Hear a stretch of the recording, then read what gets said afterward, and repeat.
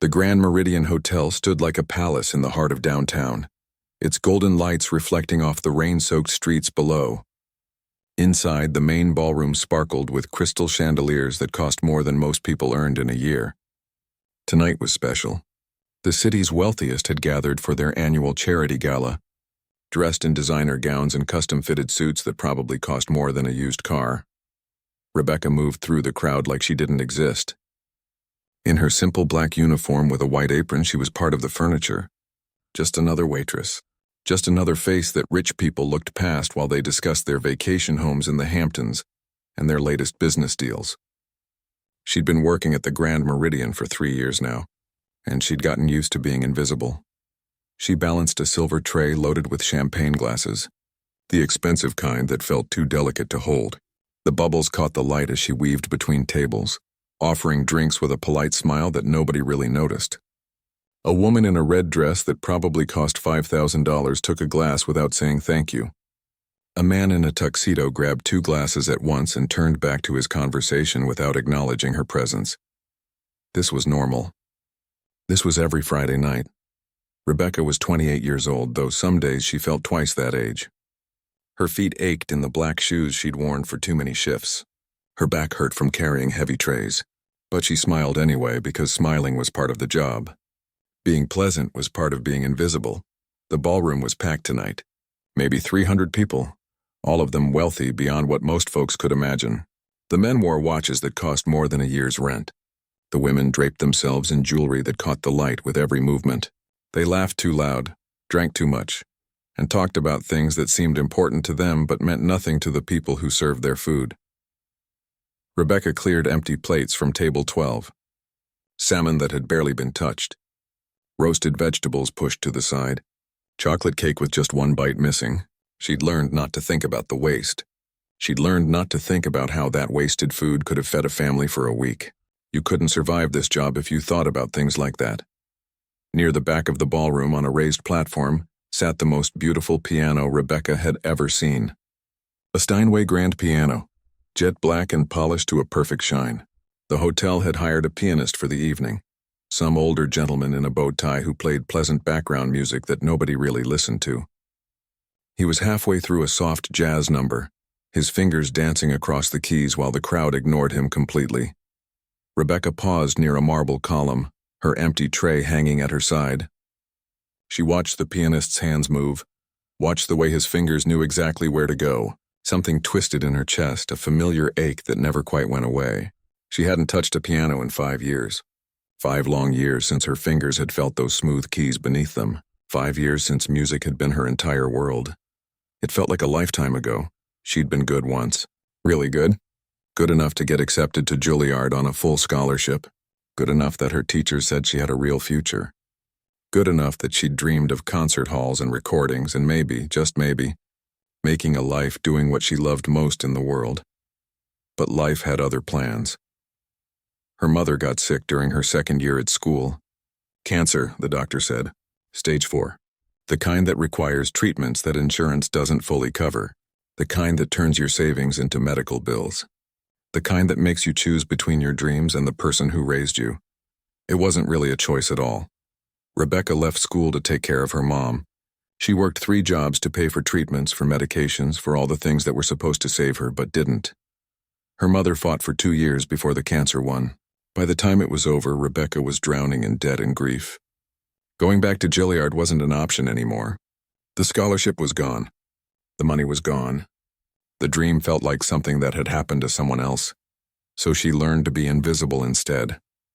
She learned to carry trays and smile politely and not think about what might have been. The pianist finished his song to scattered applause. Most people didn't even notice. They were too busy with their own conversations, their own lives. Their own problems that probably didn't feel like problems at all to someone working 3 jobs to survive. Rebecca forced herself to look away from the piano. Looking at it hurt too much. She had work to do. Table 7 needed more wine. Table 15 wanted fresh napkins. The people in the back corner kept snapping their fingers at her like she was a dog they were training. She grabbed a fresh bottle of wine from the service bar and headed toward table 7. The group there was younger than most of the crowd, probably in their early 30s. Tech entrepreneurs from the sound of their conversation. They talked about their companies and their investments and how they were disrupting this industry or that market. They talked loud enough that everyone around them could hear how successful they were. One of them, a guy with perfectly styled hair and a watch that could have paid Rebecca's rent for 6 months, was getting louder with each glass of wine. His friends laughed at everything he said, the kind of laughter that felt forced and fake. Rebecca refilled their glasses quietly, trying to blend into the background like always. But as she poured, she couldn't help but hear their conversation shift to the piano. The hired pianist had just announced he was taking a short break before the evening's speeches began. The beautiful Steinway sat empty, its polished surface reflecting the chandelier light. The loud guy gestured at it dismissively, wine sloshing in his glass. Honestly, I don't get why people make such a big deal about pianists. It's not that hard. You just memorize which keys to hit and in what order. Anyone could do it with enough practice. His friends nodded along, though Rebecca doubted any of them had ever tried to learn an instrument. She bit her tongue and kept pouring. It wasn't her place to correct rich people about their wrong opinions. That was another thing you learned when you were invisible. But one of the women at the table, wearing more jewelry than seemed practical, laughed and said, "Oh, please, David, you can barely work your phone without help. I'd love to see you try to play that thing." David's face flushed slightly. "I'm serious. It's just pattern recognition. No different than coding, really. Just hitting the right keys in the right sequence." Rebecca finished pouring and turned to leave, but something made her pause. Maybe it was the wine making David extra loud. Maybe it was the way his friends were egging him on. Maybe it was just that she'd been invisible for so long that she'd forgotten what it felt like to have an opinion that mattered. Whatever it was, she felt her fingers twitch at her sides, remembering movements they hadn't made in 5 years. The muscle memory was still there, buried under years of carrying trays and cleaning tables. Waiting for a chance to wake up again. Rebecca should have walked away. That's what 3 years of being invisible had taught her. Keep your head down. Don't make waves. Rich people don't want to hear opinions from the person pouring their wine. But something about David's comment stuck in her throat like a bone. She'd spent 10 years of her life practicing piano, 10 years of bleeding fingers and aching wrists, 10 years of scales and arpeggios and pieces so difficult she'd cried trying to master them. And this guy in his expensive suit thought it was just about hitting keys in the right order, like typing an email. The words came out before she could stop them. Actually, it takes years of training to play classical piano properly. The table went silent. All 5 of them turned to stare at her like a statue had suddenly spoken. David's eyebrows shot up, and for a moment he looked genuinely confused, as if he couldn't quite process that the waitress had an opinion about anything. Rebecca felt her face flush hot. She'd broken the first rule of being invisible. She'd reminded them that she was a real person, not just a uniform that brought them things. David recovered first, a slow smile spreading across his face. It wasn't a nice smile. It was the kind of smile people wear when they think something is funny at someone else's expense. "Oh, really?" he said, loud enough that people at nearby tables started to pay attention. "And what would you know about it?" Rebecca's hand tightened around the wine bottle. She could feel her manager somewhere across the room, probably already heading her way to smooth things over. This was going to cost her. Maybe a write-up. Maybe her job. But she'd already started, and backing down now would make it worse. "I studied music," she said quietly, "at Juilliard. For 2 years." The silence at the table deepened. David's friends exchanged glances. One of them, a younger guy with glasses, looked uncomfortable. But David just leaned back in his chair, that smug smile getting wider. "Juilliard," he repeated, drawing out the word like it was funny. "So you went to one of the most prestigious music schools in the world, and now you're working as a waitress." He spread his hands. "That's quite a career arc," his friends laughed. Not the fake laughter from before, but genuine amusement. They thought he was hilarious. Rebecca felt something cold settle in her stomach. This was exactly why invisible people stayed invisible. "People's lives don't always go according to plan," she managed to say, her voice barely steady. David took a long sip of his wine, enjoying the moment. The alcohol had made him bold, and he had an audience now. People at 3 or 4 nearby tables were watching. "Look, I'm sure you practiced your little songs or whatever, but playing piano isn't exactly rocket science. It's just muscle memory and pattern recognition. High point stance. Then prove it, Rebecca said. The words surprised her as much as they surprised him. Where had that come from? Some buried part of herself that still had pride, apparently. Some piece of the girl who'd gotten into Juilliard that hadn't quite died under 3 years of carrying trays. David blinked. What? The piano's empty right now. If it's so easy, show everyone how it's done. Rebecca knew she was making a mistake. Knew she was probably about to get fired. But something had broken loose inside her, and she couldn't seem to stop talking. Or if you can't do it, maybe you could admit that some things are harder than they look from the outside. The challenge hung in the air. People were definitely watching now. David's face had gone from amused to slightly red. His friends had stopped laughing. He'd backed himself into a corner with his big talk, and now this waitress had called him out in front of everyone. I never said I could play, he said, his voice defensive now. I said it wasn't that complicated to learn. Right, Rebecca said. Because you've never tried. One of the women at a nearby table actually laughed at that. David heard it. His jaw tightened. Men like him didn't like being embarrassed, especially not by service staff in front of their peers. He stood up suddenly, nearly knocking over his wine glass. Fine, you think you're so special? You play something then. Show us all how talented you are. His voice was mocking, cruel. Let's see if that fancy degree was worth anything. Rebecca's heart started pounding. This had spiraled out of control fast. She glanced toward the service area and spotted her manager, Thomas, pushing through the crowd with a concerned look on his face. He'd definitely heard the commotion. She was in trouble now, but she was already in trouble. Might as well make it count. Okay, she said. David looked surprised that she'd agreed. His friends looked surprised. The people watching looked surprised.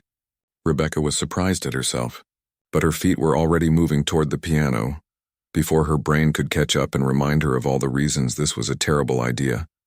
The walk across that ballroom felt like the longest walk of her life. Every eye in the room seemed to track her movement. The conversations died down. People turned in their chairs to watch. Someone whispered something she couldn't quite hear.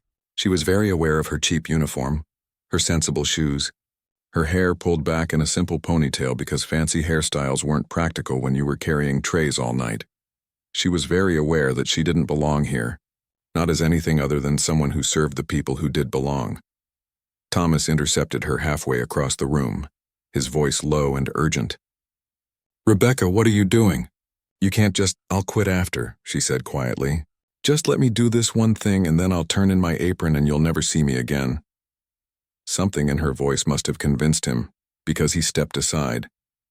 Maybe he felt bad for her. Maybe he was curious. Maybe he just wanted to avoid a scene. Whatever the reason, he let her pass. The piano sat on its raised platform like a throne. Rebecca climbed the 3 steps up to it, her legs shaking. The bench was exactly the right height. The keys gleamed under the lights. She sat down slowly, afraid that if she moved too fast, she'd wake up from whatever insane moment this was. Her hands hovered over the keys. It had been 5 years. 5 years since she'd played anything more complicated than chopsticks on a toy piano in a store. What if her fingers had forgotten? What if David was right and her expensive education was worthless now? What if she sat down and couldn't remember how to do the one thing she'd once been great at? The ballroom had gone almost completely quiet. 300 wealthy people watching a waitress who'd claimed to have gone to Juilliard, waiting to see if she was lying. Waiting to see if she'd embarrass herself. Waiting for the show. David stood by his table with his arms crossed, that smug look still on his face. He thought she'd fail. He wanted her to fail.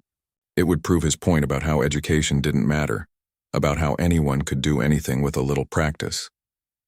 Rebecca took a deep breath.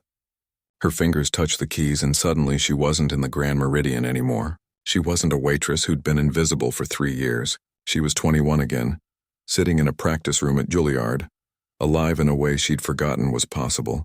She knew exactly what to play, the piece that had been her favorite. The piece that had made her professor cry the first time she'd performed it. The piece that required every ounce of skill and emotion she'd ever learned. Rachmaninoff's Prelude in C-sharp minor, one of the most difficult pieces in the classical repertoire, beautiful and devastating and absolutely merciless. Her hands settled into position. The room held its breath, and then she began to play. The opening chords hit like thunder.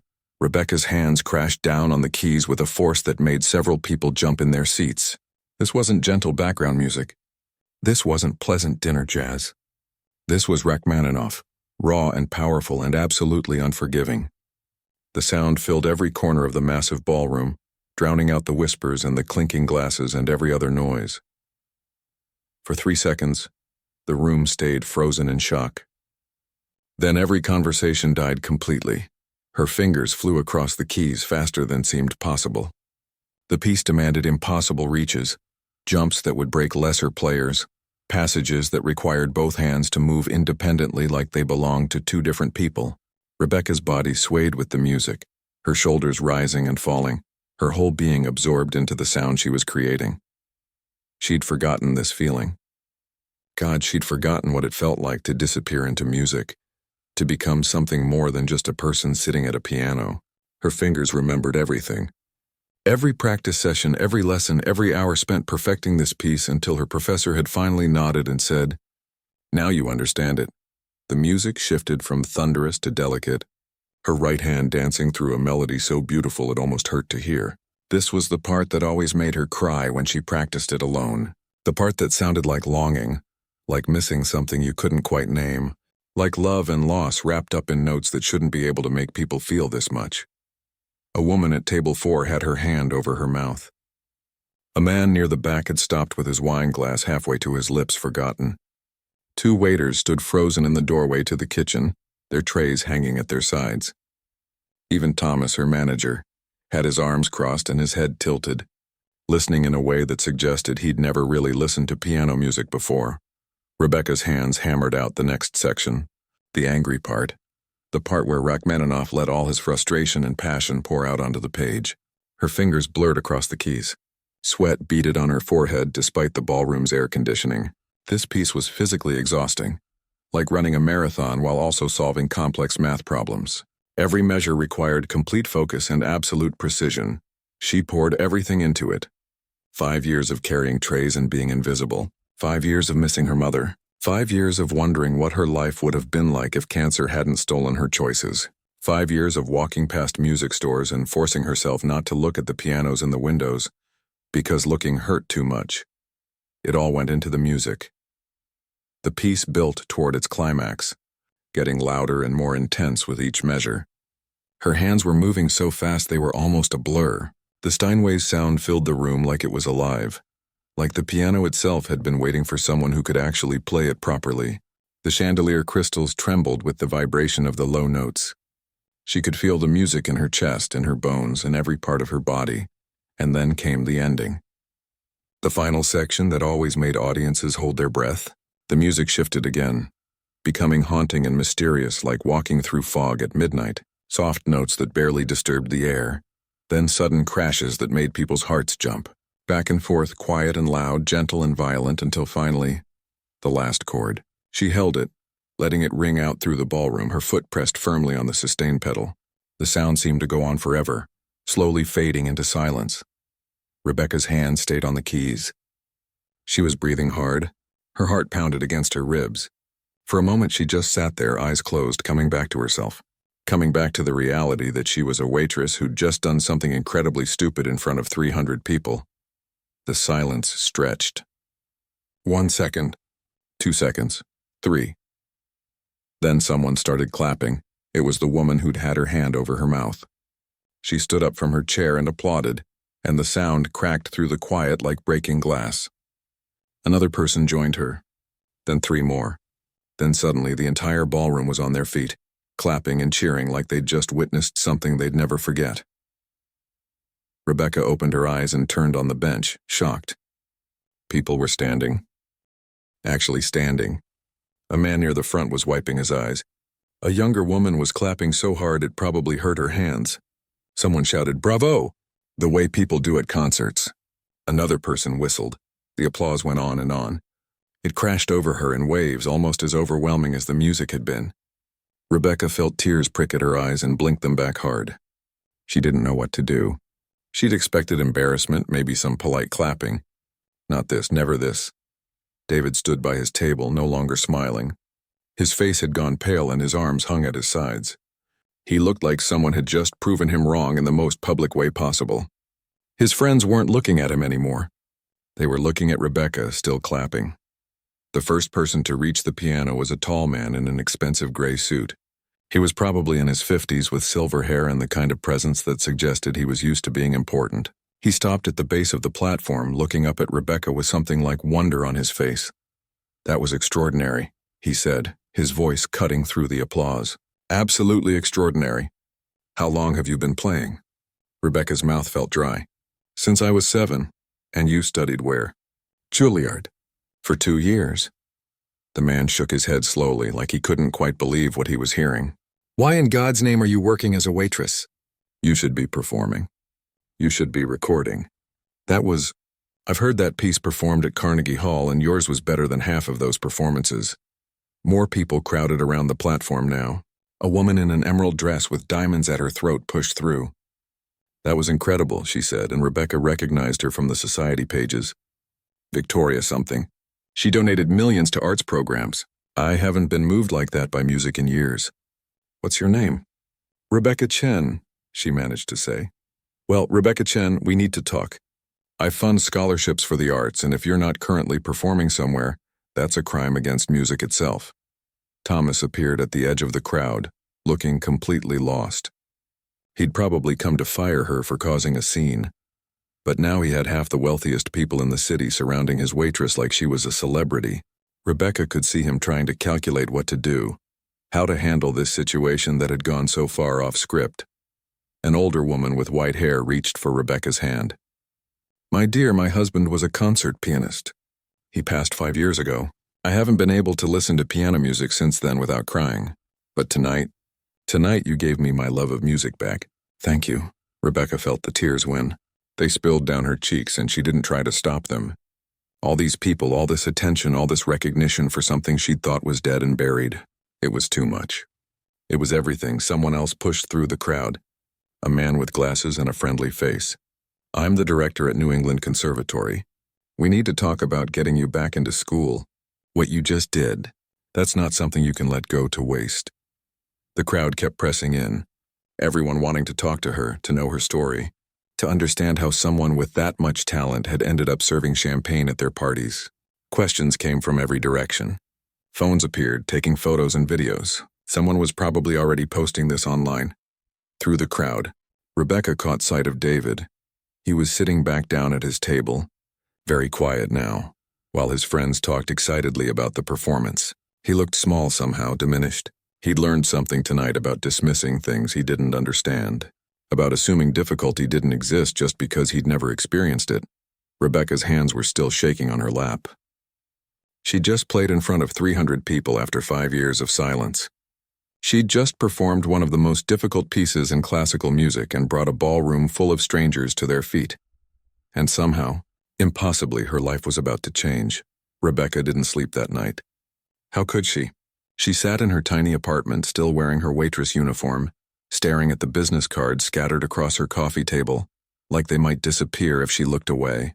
12 business cards. 12 different people who wanted to help her, to work with her, to do something about the talent they'd witnessed.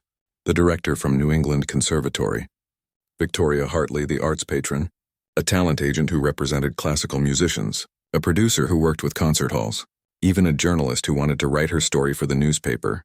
Her phone buzzed for the 100th time. She picked it up and scrolled through notifications she still couldn't quite believe were real. Someone had filmed her performance and posted it online. The video already had 200,000 views and climbing. The comments made her cry all over again. Who is this woman? This is incredible. I've never cared about classical music before, but I just listened to this 5 times in a row. The way she pours her soul into every note. You can tell this isn't just technical skill. This is pure emotion. Find out where she performs. I need to see her live. The next morning, Rebecca's phone rang at 7 a.m. It was Victoria Hartley. I hope I'm not calling too early, Victoria said, though her voice suggested she didn't really care what time it was. I've been up all night thinking about you. That performance? Rebecca, I've been funding arts programs for 30 years, and I know genuine talent when I see it. We need to get you back into music properly. Rebecca sat up in bed, her heart racing. I don't know if I can afford. That's what I'm calling about, Victoria interrupted. I want to establish a scholarship fund. Full tuition, living expenses, everything you need. But I'm not doing this alone. I spoke with several people from last night. David Morrison, actually, the man who challenged you to play. Rebecca went very still. David. The guy who'd mocked her, who'd made her feel small. What about him? He called me at midnight, Victoria said, and there was something like amusement in her voice. Apparently, he couldn't sleep either. He felt terrible about how he treated you. He wants to contribute significantly to your education fund. He said, and I quote, "I was an arrogant fool who needed to be humbled, and I'd like to do something meaningful to make up for it." Rebecca didn't know what to say. Part of her was still angry at David for his dismissiveness, for the way he'd treated her like she was nothing. But another part of her recognized that what he was offering was real. It was an apology that actually meant something. "I don't need his money," she said quietly. "Maybe not," Victoria agreed. "But he needs to give it."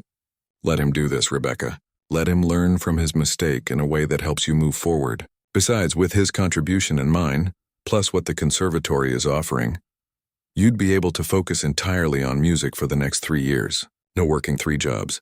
No worrying about bills. Just you and the piano, 3 years. Just her and the piano." Rebecca felt tears burning behind her eyes again. She'd cried more in the last 12 hours than she had in the last 5 years. "I don't know if I'm still good enough," she whispered. "Last night might have been a fluke. It's been 5 years since I—" "Stop," Victoria said firmly. "I've heard hundreds of pianists perform. Thousands, probably. What you did last night wasn't a fluke. It was mastery combined with emotion that can't be taught. You're better than good enough. You're exceptional." By noon, Rebecca's apartment had become a hub of activity. The talent agent, a woman named Patricia with sharp eyes and sharper business sense, sat at her kitchen table reviewing contracts. The conservatory director had sent over enrollment papers. Victoria had arranged for a piano tuner to assess the beat-up upright piano in Rebecca's living room, then immediately ordered a baby grand to be delivered instead. "You can't practice on that thing," Victoria had declared, pointing at Rebecca's sad little piano like it was offensive. "A talent like yours needs a proper instrument." Rebecca's co-workers from the Grand Meridian started showing up around 2 in the afternoon. They'd all seen the video. Some of them had been working last night and witnessed it in person. They came with flowers and cards and disbelief written all over their faces. "You've been hiding this the whole time?" asked Jenny, another waitress who'd worked alongside Rebecca for 2 years. "I mean, I knew you were smart and everything, but—" "Rebecca, you're famous now. The video has over 1 million views. 1 million views." The number didn't feel real. Thomas, her manager, came by around 4. He looked uncomfortable, standing in her doorway with his hands in his pockets. "I'm not here to ask you to come back to work," he said quickly. "I know you're done with that. I just wanted to say, I'm sorry. I should have asked you more about yourself. Should have seen you as more than just another employee. You were invisible because we made you invisible." Rebecca appreciated his honesty. "It's okay, Thomas. I made myself invisible too. It felt safer that way." "Well, you're definitely not invisible anymore," he said with a small smile. "The hotel's getting calls from news stations wanting to know about you. The Grand Meridian's website crashed this morning because so many people were trying to find out if we're hosting any more events where you might play." After Thomas left, Rebecca sat alone for a moment trying to process everything. Her phone rang again. The journalist from last night asking if she'd be willing to do an interview. Then a call from a morning show producer. Then someone from a classical music magazine. Everyone wanted to know her story. Everyone wanted to understand how someone with Juilliard training ended up serving champagne for 3 years. Everyone wanted the narrative of the hidden talent discovered, the diamond in the rough, the overnight success. But it hadn't been overnight. It had been 5 years of grief and struggle, and slowly learning to live with the death of her dreams. 5 years of choosing survival over passion. 5 years of being so tired she sometimes forgot what it felt like to love something the way she loved music. That evening, Rebecca sat at her old piano, the one Victoria had declared inadequate. She played scales, simple ones, just feeling the keys under her fingers, getting reacquainted with something she'd thought was lost forever. Her phone buzzed. A text from a number she didn't recognize. "This is David Morrison. Victoria gave me your number. I hope that's okay. I wanted to apologize properly, not through someone else. What I said last night was ignorant and cruel. You showed me that dismissing something I don't understand says more about my limitations than yours. Thank you for the lesson, and for the performance. It was the most beautiful thing I've heard in years. I meant what I said about the scholarship fund. No strings attached. Just me trying to be a better person than I was yesterday. Rebecca stared at the message for a long time. She thought about responding with anger, with coldness, with all the hurt his words had caused. But what would that accomplish? He was trying, really trying, and his money, combined with Victoria's support and the conservatory's offer, would give her something she thought was impossible. A second chance. She typed back, "Apology accepted. Thank you for the support. I hope you've learned that some things really are as difficult as they look." His response came quickly. "Lesson learned. I'll be in the audience at your first concert. Front row. I owe you that much." Rebecca set her phone down and placed her hands back on the piano keys. She started to play, nothing complicated, just a simple melody that made her happy. Outside her window, the city moved on with its evening. Cars passed. People walked their dogs. Life continued like normal. But for Rebecca, nothing was normal anymore. In the space of one night, everything had changed. The invisible waitress had been seen. Really seen.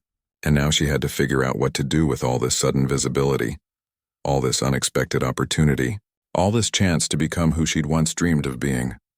Her fingers moved across the keys, and for the first time in 5 years, she let herself believe that maybe, just maybe, dreams didn't always die. Sometimes they just waited, patient and quiet, ready to wake up when the moment was right. 3 months passed like a dream Rebecca kept worrying she'd wake up from. She'd enrolled back at the conservatory, older than most of her classmates, but hungrier than all of them. Her professors marveled at how much she'd retained despite the 5-year gap. If anything, they said her playing had more depth now, more emotion. Like she'd lived through something that gave her music a weight it hadn't had before. The baby grand Victoria scent now sat in Rebecca's apartment, and she practiced 6 hours a day. Her fingers had calluses again, the good kind. The kind that came from doing what you loved until your body adapted to hold more of it. Some mornings she'd wake up with her hands aching and feel grateful for the pain because it meant this was real. The video from the Grand Meridian Gala had gone viral in ways that still shocked her. 5 million views now. News articles written about her story. Interview requests she'd mostly turned down because she wasn't ready to be famous. She just wanted to play, but Victoria had convinced her to do one performance. A proper one. At Symphony Hall downtown with a full audience and professional sound equipment and everything that came with a real concert. The proceeds would go to a scholarship fund for music students who'd had to leave school for family emergencies. Students like Rebecca had been. That's where she was now, standing backstage in a borrowed black concert dress, breathing slowly to calm the storm in her chest. The hall was completely sold out. 2,000 seats filled with people who'd bought tickets the day they went on sale. Some had come because they'd seen the video. Some because Victoria Hartley had told everyone she knew that this was a performance they couldn't miss. Some were just curious about the waitress who could play like an angel. Rebecca peeked through the curtain at the audience filling their seats. She spotted Victoria in the front row, elegant as always. Next to her sat David, who'd kept his promise about being there. He looked nervous, which was oddly comforting. At least she wasn't the only one whose stomach was trying to climb out through her throat. But the people who made her breath catch were sitting 3 rows back. Jenny and Carlos and Michael and half a dozen other people from the Grand Meridian. Her fellow waiters and cooks and dishwashers. They'd pooled their money together to buy tickets, all dressed in their nicest clothes. Looking proud and excited and maybe a little overwhelmed by the fancy concert hall. Thomas, her old manager, sat with them. He caught her looking and gave her a thumbs up. She felt tears prick her eyes and blinked them away fast. Crying would ruin her makeup and she needed to be able to see the keys clearly. 5 minutes, Miss Chen, a stagehand said quietly. 5 minutes. Rebecca closed her eyes and let herself remember. Her mother in the hospital bed during those final weeks holding Rebecca's hand. You gave up so much for me, she'd whispered. Promise me you'll find your way back to music someday. Promise me you won't let it die, Rebecca had promised. At the time, she'd thought it was a promise she'd never be able to keep. I'm doing it, Mom, she whispered now, to the empty air backstage. I found my way back. The stage manager motioned to her. It was time. Rebecca walked out onto the stage and the applause hit her like a wave. 2,000 people on their feet before she'd played a single note. The stage lights were bright and hot. The Steinway concert grand waiting for her looked enormous, perfect, like something out of a dream. She sat down at the bench, adjusted it slightly, and let the applause fade to silence. Her hands rested on her lap. She looked out at all those faces watching her, waiting for her, and felt something settle in her chest. This was where she belonged. She'd always known it. She'd just forgotten for a while. Her hands rose to the keys. She'd chosen 3 pieces for tonight. First, a Chopin nocturne, something beautiful and gentle to ease the audience in. Her fingers danced through it with a lightness that made it sound effortless. Though she knew every difficulty hidden in those seemingly simple notes, the audience listened with the kind of silence that meant they were really hearing it, really feeling it. The second piece was Debussy, impressionistic and dreamy, like watercolors turned into sound. She lost herself in it, forgot about the audience, forgot about everything except the music flowing through her hands. This was what she'd missed most during those 5 years. Not the applause or the recognition, but this feeling of disappearing into something bigger than herself. For the final piece, she'd chosen the same Rachmaninoff prelude she'd played at the gala. But this time it was different. This time she wasn't playing it from a place of anger or desperation or need to prove something. This time she was playing it from a place of gratitude. For second chances. For people who saw value in supporting art. For strangers who'd become allies. For the long, hard road that had brought her back here. The opening chords rang out, powerful and true. Her body moved with the music, swaying and bending, every part of her involved in the creation of sound. She played the difficult passages with confidence born from hundreds of hours of practice. She played the tender sections with emotion earned through loss and recovery. She played the triumphant parts with joy that came from knowing she'd survived something that could have broken her. The final chord rang out into silence. She held it, foot on the sustain pedal, letting it fade naturally until the last vibration died away. Then the applause erupted. People jumped to their feet. The sound rolled over her in waves, 2,000 people expressing what words couldn't quite capture. Someone shouted, "Bravo!" Others joined in. The applause went on, and Rebecca stood from the bench bowed, felt tears running down her face, and didn't care anymore about makeup or looking professional. She looked at her co-workers from the Grand Meridian. They were all standing, clapping so hard their hands had to hurt, some of them crying too. Jenny was wiping her eyes with a tissue. Carlos looked like he might start cheering at any moment. They were proud of her. Her people, who'd worked alongside her during those invisible years, were proud. Victoria caught her eye and nodded, a small gesture that somehow conveyed everything. "You did it. You're back. This is just the beginning." David was clapping with his eyes closed, like he was still hearing the music behind his eyelids. The conductor of the hall's orchestra came out and handed her flowers, then whispered, "We'd like to offer you a contract for 3 more performances this season, if you're interested." Rebecca nodded, unable to speak through her tears. She bowed again, and the applause just kept coming. Eventually, she had to leave the stage because the applause wasn't stopping, and she was crying too hard to do another bow without completely breaking down. Backstage, she leaned against the wall and let herself feel everything. The joy, the relief, the overwhelming gratitude, the bittersweet ache that her mother wasn't here to see this, the pride in knowing she'd kept her promise. Her phone buzzed. A text from Jenny. "You were incredible. I'm telling everyone I knew you before you were famous. Come to dinner with us after. We want to celebrate with you." Rebecca smiled through her tears and typed back, "I'll be there.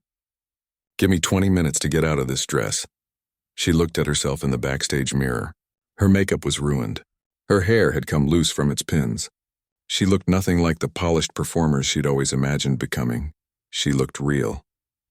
She looked like someone who'd fought hard for a second chance and made it count. She looked like herself finally after years of trying to be invisible. Later that night, sitting in a diner with Jenny and Carlos and Michael and all the others, still wearing her concert dress because she hadn't wanted to waste time changing, eating French fries and laughing at their stories about the fancy concert hall, Rebecca realized something important. The standing ovations were nice. The contracts and the opportunities and the validation from important people, all of that mattered. But this mattered more. These people who'd known her when she was nobody special, who'd worked beside her during the hard years, who'd celebrated her success like it was their own. Being invisible had taught her what was real. Now that she could be seen again, she knew exactly who she was playing for. Not for the elite in their expensive seats, not for the critics or the viral videos or the fame. She was playing for everyone who'd ever been overlooked. Everyone who'd had to put their dreams on hold to survive. Everyone who'd wondered if it was too late to go back and try again. It was never too late. Rebecca's hands had remembered. Her heart had remembered. And now, finally, beautifully, the world was remembering her too. But more importantly, she'd remembered herself.